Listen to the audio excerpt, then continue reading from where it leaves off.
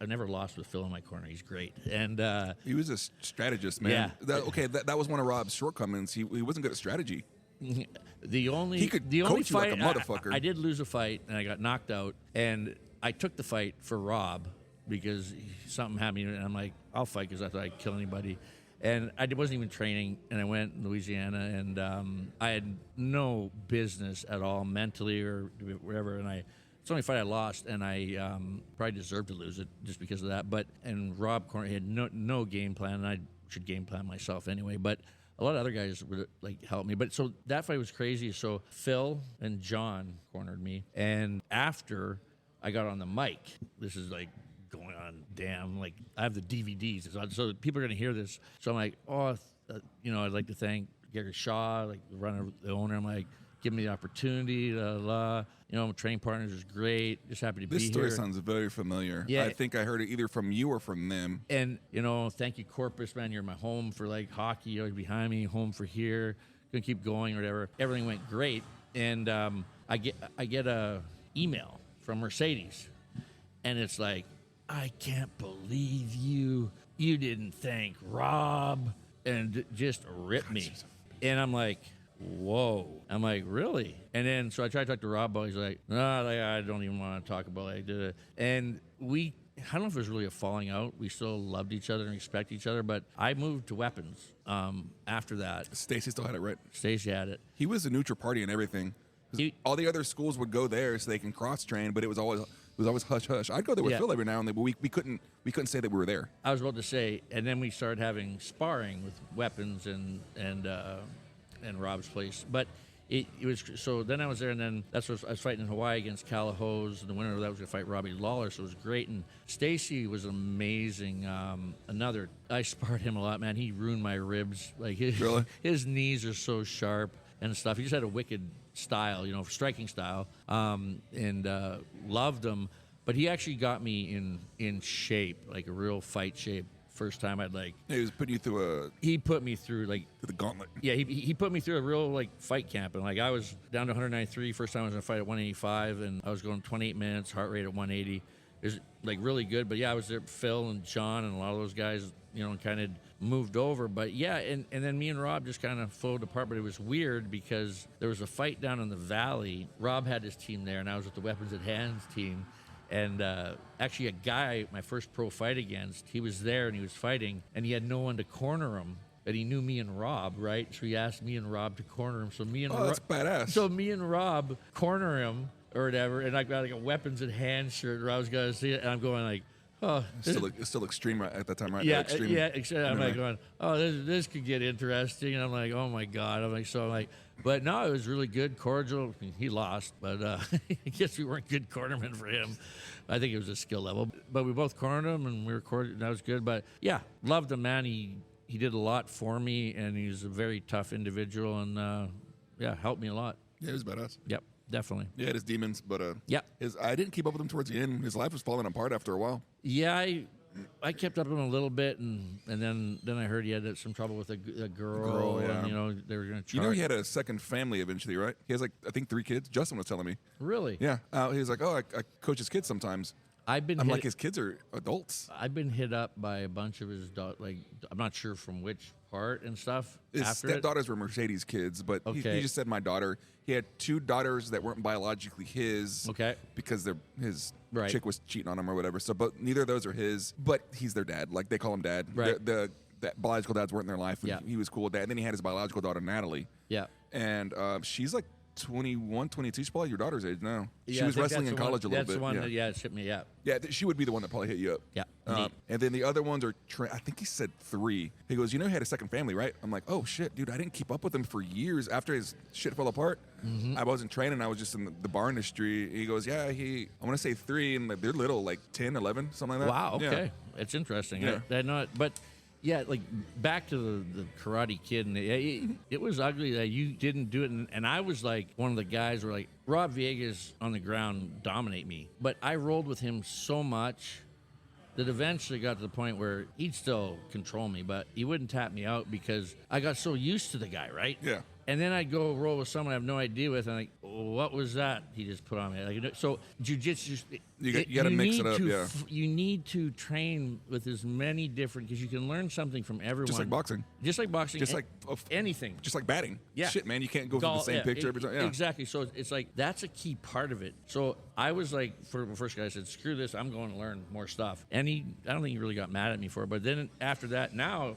everyone's like, a lot of cross training's going on. I don't know if Aurelio's guys cross train at all. I know weapons guys, they'll do it. They do it. Obviously, Justin lets people do it. Kirk Hubble. Kirk, guys, he does. Yeah. Kirk comes in every now and then from what I keep up with him on Facebook a little bit. I'm trying to think. Things have changed. So a lot have come together, like Freddie over at American Revolution.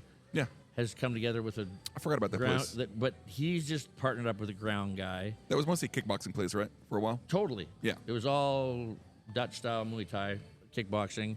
But he's now got a ground, so they've combined to school ground guy. Aurelio, I think he has an MMA class now. Well, he does, but I'm thinking who the striking coach is. I know Kirk's gone with.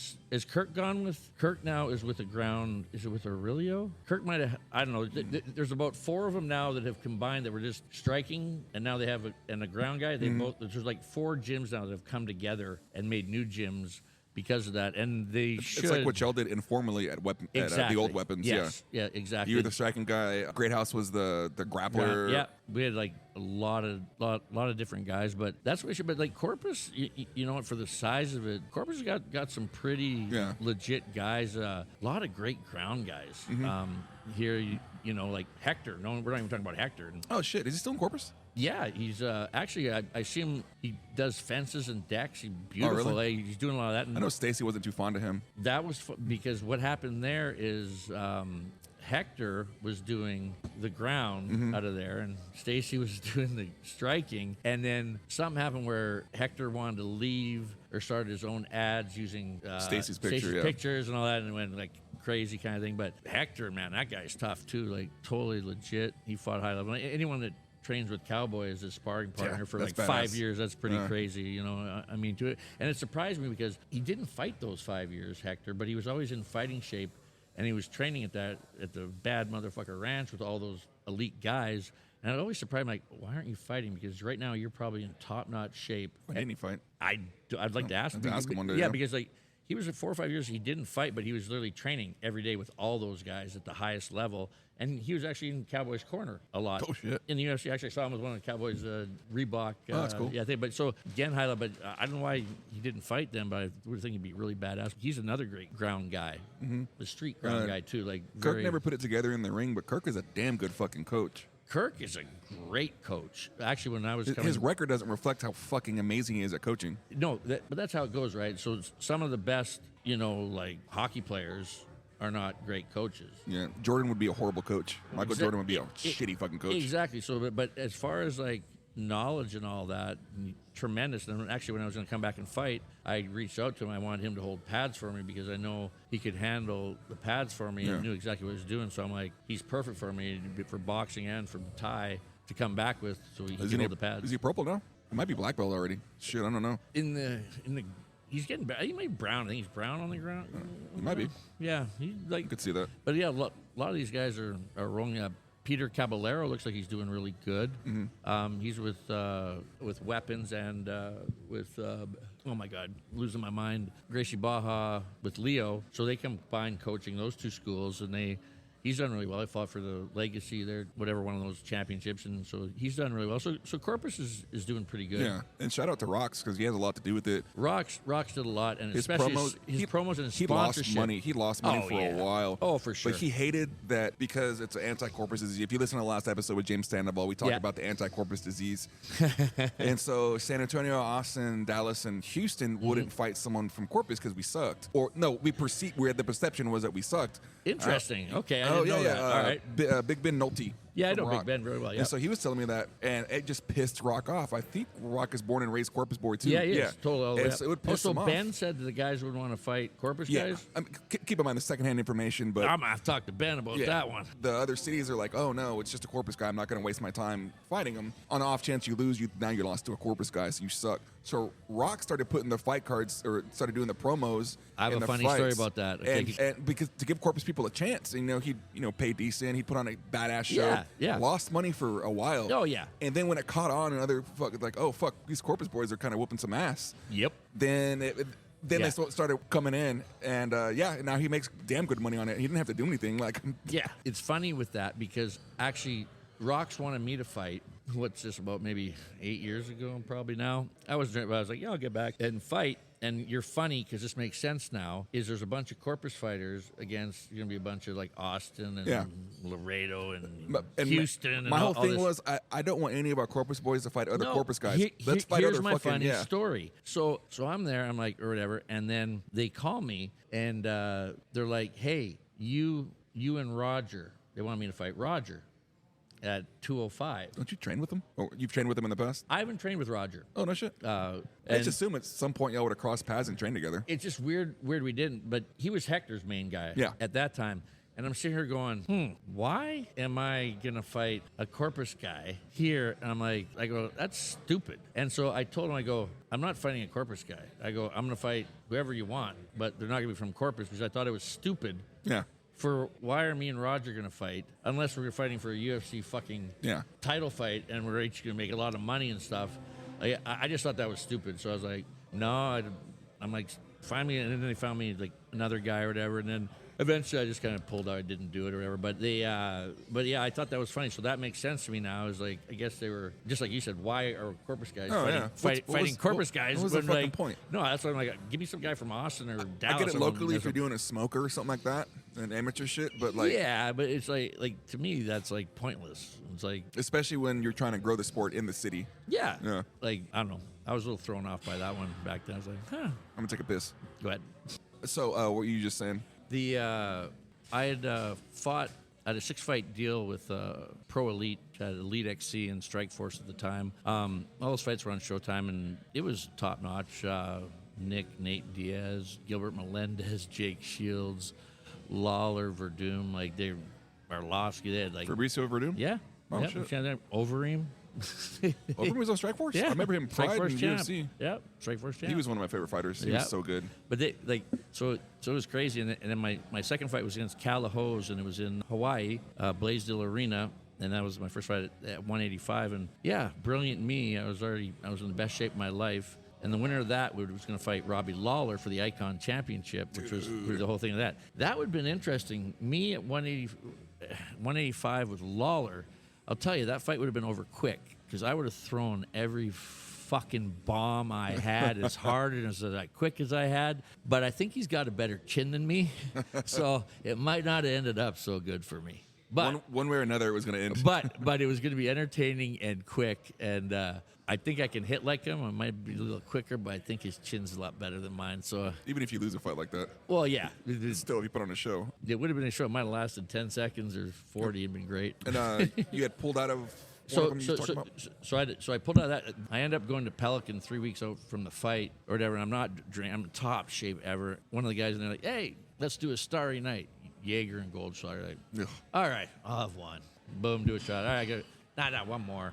I'm like, all right, I'll do one more. I got to roll. Boom. And I started getting a little loose talk and end up doing like 8 of them. And I'm like, there. And then they all start grappling with me on the Pelican floor. And Pelican has had old carpet at this time.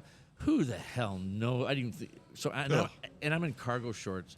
So I'm rolling around with these guys on the ground, like trying to choke them out. And I'm hammered. And so finally go home. And I've got like raspberries all over my knees. I'm like, oh, what an idiot I was. 3-4 days later, I'm like all red. I'm like, what the hell? Go to the doctor, staph infection, pulled out. Then at that time, I'm going through my divorce. And I was so focused for that fight. And then after that, line up another fight. I'd like train 2 weeks. I'm going to kill everybody. Then next week, I'm lying in bed, crying, out of it. Had you already split all the way, or we'd split, and then the divorce was just happening. But it was a mess. Like still talking and like still getting crazy messages. Miss you, love you. Oh, you do. We're divorced. What's going on? Just a lot of that stuff. So like that really threw me off. I would say, looking back after my first, like I rolled a lot with Nick Diaz or whatever, and Jake Shields. Man, were they good. Jake Shields offered me move out to LA with us. So I would have been with Nick and Nate Diaz, Gilbert Melendez and Jake Shields. Jake Shields, Strikeforce champion, lost to George St. Pierre, we're talking about, for the belt.